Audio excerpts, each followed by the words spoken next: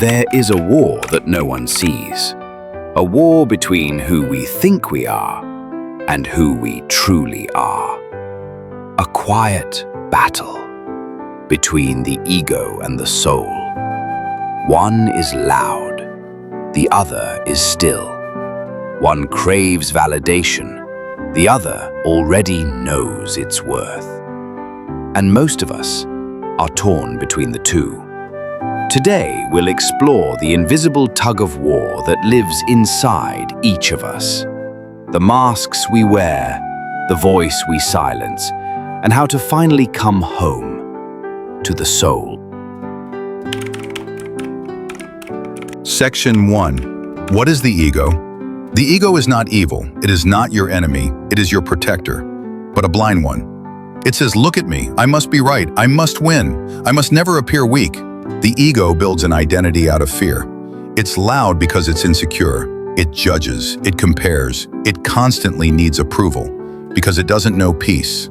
The ego is always in survival mode. Section 2. What is the soul? The soul doesn't shout. It whispers. It doesn't beg to be seen because it sees everything. The soul is not interested in being right. It is interested in being real. It does not chase love. It is love.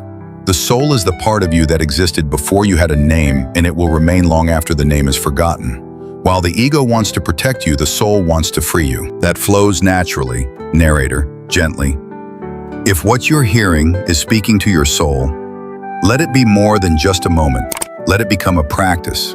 Subscribe to The Mind Awakens and receive weekly reminders to live not from ego, but from essence. Let your journey inward be supported outward. Let's walk this path together. Section 3. Signs you're living from ego versus soul.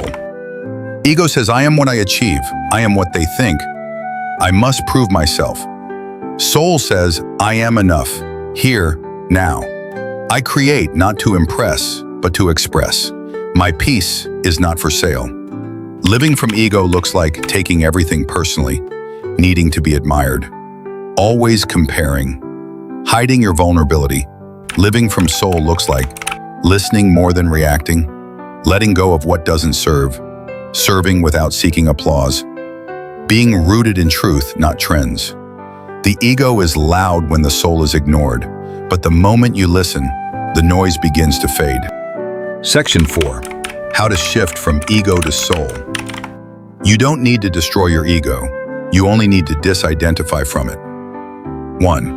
Pause before reacting. Create space. Breathe. Observe the ego's voice. Don't act on it. 2.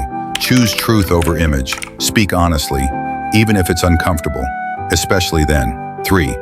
Embrace stillness. Meditation is where the soul becomes louder. 4. Stop trying to impress. Start trying to connect. Connection is soul language. Ego only knows performance.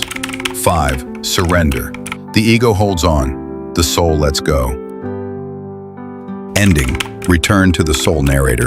Voice softens, slows. You are not your thoughts. You are not your status. You are not your pain or your titles or your past. You are the space beneath it all. You are the soul.